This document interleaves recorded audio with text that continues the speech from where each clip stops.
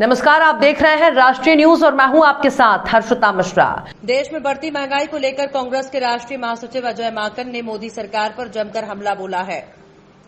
उन्होंने कहा कि देश भर में पेट्रोल डीजल 100 के पार है, खाने का तेल 200 के पार और गैस सिलेंडर 800 पार हो गया है। मोदी सरकार में जीवन सस्ता और आजीविका महंगी हो गई है।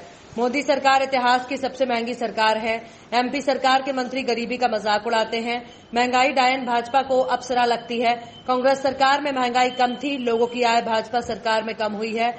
आगे कहा कि हमारे देश में 97% लोग की आय कम हो गई है। कांग्रेस ने संकल्प लिया है कि महंगाई के विरोध में सड़कों पर उतरेंगे। आज पूरे देश में एक साथ कांग्रेस महंगाई के विरोध में पत्रकार वार्ता कर रही है। 73 साल में पहली बार हुआ कि कीटनाशक पर जीएसटी लगाई जा रही है। केंद्र की गलत नीति की वजह से किसानों पर महंगाई की मार पड़ रही है। महंगाई की दर 6% से आगे हो गई है। महंगाई बढ़ने के 3 बड़े कारण हैं। पेट्रोल आयात पर ड्यूटी बढ़ा दी गई है। जीएसटी की गलत नीति के कारण महंगाई बढ़ गई। लोकतंत्र की हत्या का जैसा मध्य प्रदेश में हुआ और वही राजस्थान में प्रोसेस बनाने का आप सबने पूरी कथा देखी थी।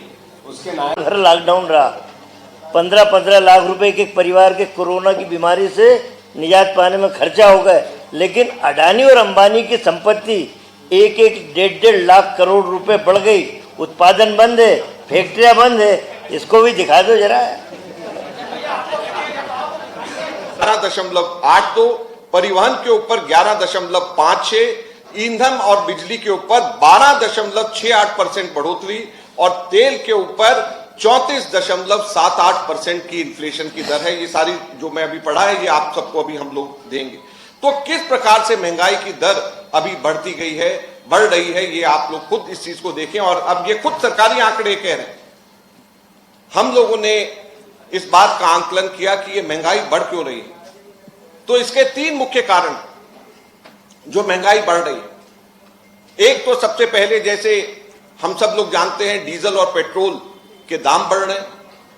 दूसरा, पिछले 6-7 वर्षों के अंदर धीरे धीरे करके केंद्र सरकार ने बहुत सारी जो बेसिक वस्तुएं हैं जो जिसका इस्तेमाल और आगे मैन्युफैक्चरिंग सेक्टर में होता है उसमें आयात शुल्क में इंपोर्ट ड्यूटी के अंदर केंद्र सरकार उसको बढ़ाती चलेगी। और इसका असर इसलिए और ज्यादा विकराल हो रहा है क्योंकि भारत के रुपए का अवमूल्यन साथ साथ हो रहा है। तो एक तो रुपए की डिवैल्यूएशन साथ साथ हो रही है, रुपए का अवमूल्यन हो रहा है, साथ साथ में आयात शुल्क उसका बढ़ाता जा रहा है।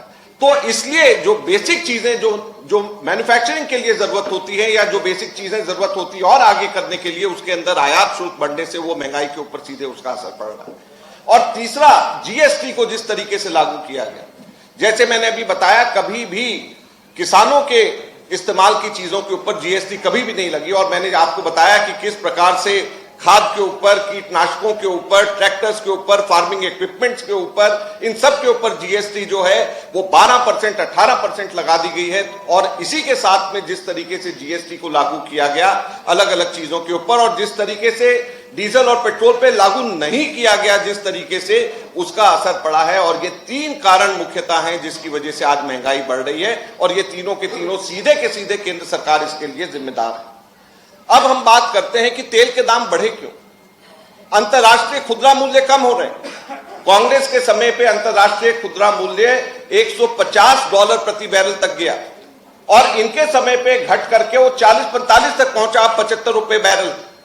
लेकिन जब हमारे समय के ऊपर 150 रुपए बैरल गया तब भी हमारे समय के ऊपर इतना कभी भी पेट्रोल और डीजल के रेट्स और एलपीजी के रेट्स कभी भी हमारे समय पे इतने नहीं बढ़े। लेकिन इस बार क्यों बढ़े?